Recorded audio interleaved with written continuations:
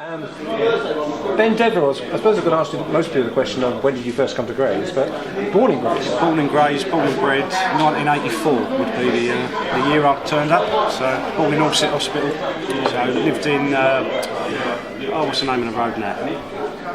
Where Stanley's hairdressers is. Stanley Road. Stanley Road, yeah. So I was born in Stanley Road when I was about 4, maybe 5, moved to Lawns Crescent, and then now I live over the road from the pub. So I've not moved far in my whole life, apart from 4 years I've done in Doncaster when I was a teenager, but that was working. I've done an apprenticeship over there. So if we can, the 34 years, that's a big, some people that's not a long time. Yeah. 56. Has it changed a lot? Yes, it's gone from a small town to the London overspill. It's probably the wrong word for it, but basically we've got swallowed up by London over the years. You know, Chafford 100 weren't there when I was a kid. Right. My grandmother used to live in Palmerston Road, West Thurrock, so behind her house was the pits where we used to go and play. That's all gone. So yeah, I mean, you've probably doubled the amount of people in Thurrock just in them few So you years. can visualise playing in the pits? Yeah. A lot of people simply see houses, you can remember the pits. So Chafford 100 didn't exist. I can remember when it started going up. I can remember Tesco's being like an island almost, surrounded by sand, you know, it was so yeah, there's been massive changes. Lakeside weren't there, you know, Grays Town Centre was the place to be, you know, we had all the good shops there. That's gone from, you know, Marks and Spencer's to Poundland, you know, so there's been huge changes, I think, that I've seen anyway, so. But you enjoy it, I mean, and again, we'll start again with that identification. Do you, if people ask you where you're from, I mean, it could be anywhere, would you say Grays, Thurrock or Essex or where? Grays, yeah, Grays lads, always have been, born and bred, you know. It's one of them places where we all moan about it, but we all secretly love it as well, you know, it's I wouldn't want to be from anywhere else. I was born and bred in Grays, went to school in Grays. I'm sort of proud of the fact that I'm from here, you know, and I think most people are the same, you know. We get a little bit wound up because things have changed over the years, but we don't move out, you know. Everyone's still here, just moaning about it, you know. So, it's, And do you think that you're not alone? There's a lot of people who identify themselves as Grays people. Yeah, all my family do, I should think. You know, most people you see in this pub are exactly the same, you know.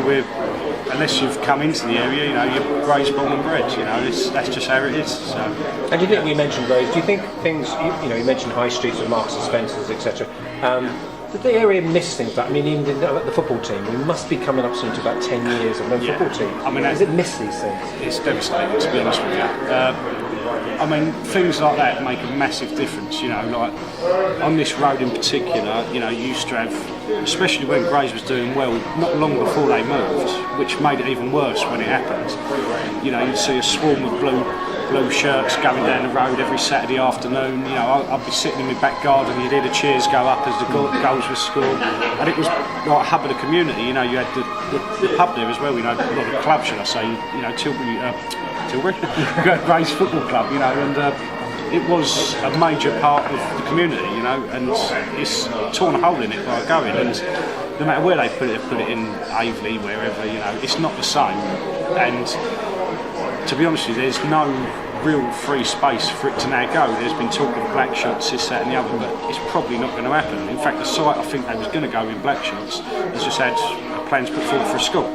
So it probably won't ever come back to Grays. In fact, it'll probably collapse before it ever comes back to Grays, you know, which the fans probably won't want to hear, but yeah. How did you get into the pub? Because we are here in the Traitors Gate pub, Broadway Grays. How did you get into the pub industry? By accident, really. I had the local microbrewery down the road.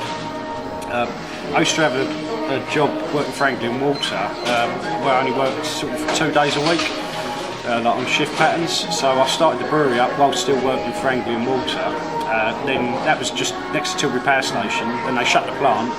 We all got made redundant, and obviously I needed something full time. The brewery weren't enough for full time, and Paul, who you might be able to just see in the background over there, owned a freehold on the pub. Come up to me one day, said, "Look, you know, if you want to lease, I'll lease it to you. Do it over 10 years. You've got some security. I've got some security. And here I am 5 years later. So what are the good things about running a Traitors Gate pub, and what are the downsides? The upside is the community, it's putting the bands on, it's seeing people having a good time.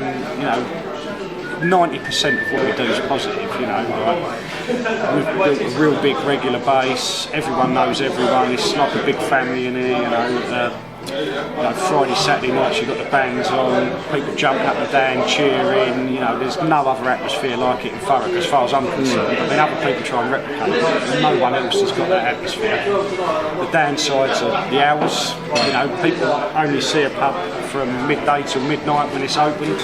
What they don't realise is we've got cleaners in at 4 o'clock in the morning. I'm here from 7, whatever, taking deliveries in, cleaning lines, doing the accounts. There's the pub's probably manned 20 hours a day, and people don't realise that. And as a small business, self-employed person, it's on your back, And obviously you've got to make sure everyone gets their wages at the end of the week, which is always a worry when you have a bad one. Yeah. So, that's life as a small businessman. So. Taking it way back though, I don't know if you can answer this. The name Deverell, have you ever researched where that's from? By the river, I believe. By the river? Yes. I don't know why that is. I mean, from my understanding, because obviously my dad's Welsh, so I assumed forever it was a Welsh name, but it actually come over from France, but with a different spelling. It was Deverell. At some point, someone changed the AUX for an ELL, and like I say, we're from Wales, so that's the Welsh spelling of it. And I've met a few people over the years with Welsh heritage with the same spelling, so I don't know where the change happened. Somewhere between 1066 and about 1900. So don't give you a bar and arrow. Finally, if you could change Grays, or somebody asked you to sit down and suggest opinions about changing Grays, how would you change? Here in 2018, any ideas? It's a difficult question, really. I mean, I think they still have a community spirit. It very much has community spirit in pockets, like in here, like I say, everyone knows each other, everyone's local. There is a real community spirit in here. I mean, you don't always feel it outside of the pub, as the sort of community types have moved in, neighbours don't know each other so much. The volume of traffic on the road really hasn't helped. Like when I was a kid, from the age of about 5, you were sent out in the street to play, come home for your lunch, come home for your dinner. You can't do that now because there's just too many cars. Like there used to be one car per family, the dad go to work, the road would be empty, we'd be playing football in the street. You try doing that now and everyone's got 3 or 4 cars, you just can't do these things no more. So I don't know if it's so much volume of people or just the way the world's changed, it'd be great to go back to 1989, but it's never going to happen again. But also, I guess it might be the culture of the pub. And we were here 2 years ago with the Belgian news, equivalent of news night, and there were no shortage of to do with the referendum. There were no shortage of people here wanting to give their opinion, right or wrong. No, that's very true. That's a good thing about Grays, isn't it? Lots of people have opinions. They're very opinionated, and I don't think their opinions have changed since the vote. I think we were something like 70% for Brexit. I'd imagine it might have gone down to 69 maybe, but the people of Thurrock still very much want to go out. Not my personal opinion, but the people of the pub. That's still about identity, isn't it? Whether it's Grays or Essex or England or Britain. That is 90% of what it's about. I mean, obviously there's the jobs issue, which is an issue, but I think it's more about people don't feel European. They never have felt European, and they want to be British, and without coming out of the European Union, they feel they haven't got that identity. They want the passport with the British flag on it, not the European flag. They want a driving licence with it, and I think it's less about the economy, less about jobs, and more about identity. and that is what brought Brexit to Thurrock, and why Nigel Farage has a party every time he comes.